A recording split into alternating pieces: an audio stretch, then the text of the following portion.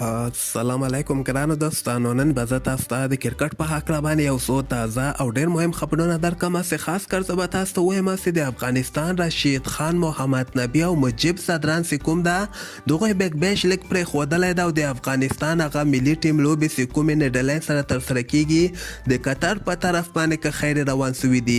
بل به زه تاسو ته دغه د افغانستان 19 کلن ټیم چې کوم ده د دغه افغانستان کرکټ بورډ هغه 15 مهم لوبغاړي اعلان کړي دي.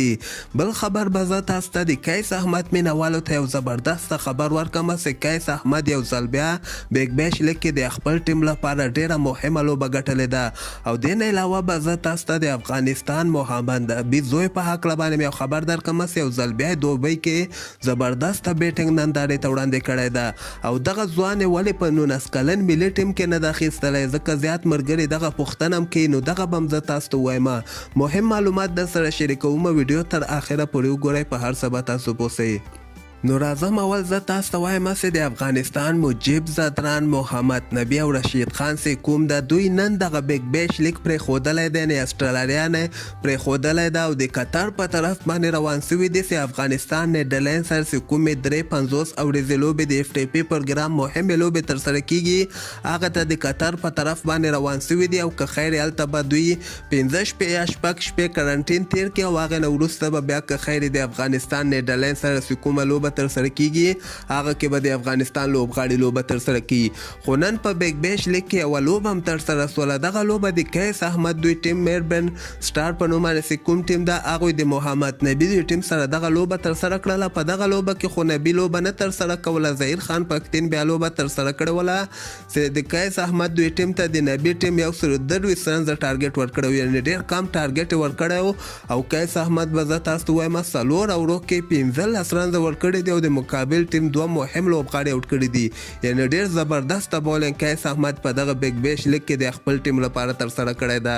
بل طرف ته د کیس احمد دوی ټیم بیا ډېر په اسانۍ سره 15 اوور کې دغه 123 رنز ټارګټ یې کوم ورکړی او دغه یې پوره کړی ده.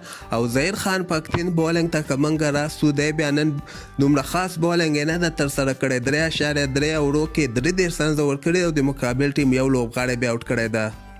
دغه نه علاوه به زه تاسو ته دغه د افغانستان 19 کلن هغه 15 لوبغاړي چې کوم دي دغه نن د افغانستان کرکټ بورډ له طرف نه اعلان سوي دي.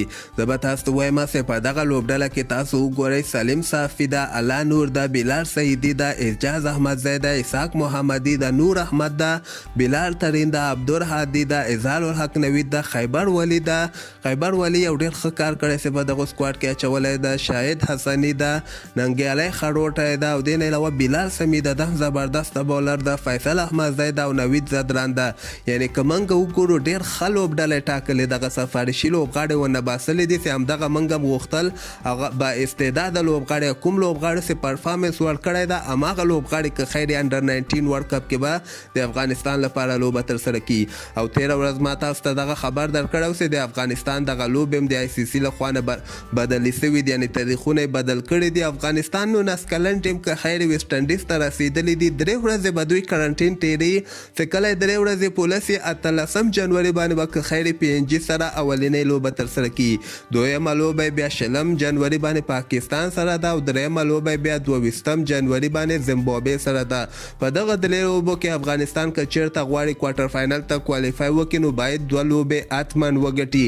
نو موږ ته خو داسې ښکاري چې پي ان جي نه به هم ګټي او زیمبابوې نه به هم ګټي او باید افغانستان د انډر 19 ایشیا کپ بدل پاکستان نه واخلي او په انډر 19 ورلډ کپ کې پاکستان ته ماتې ورکړي.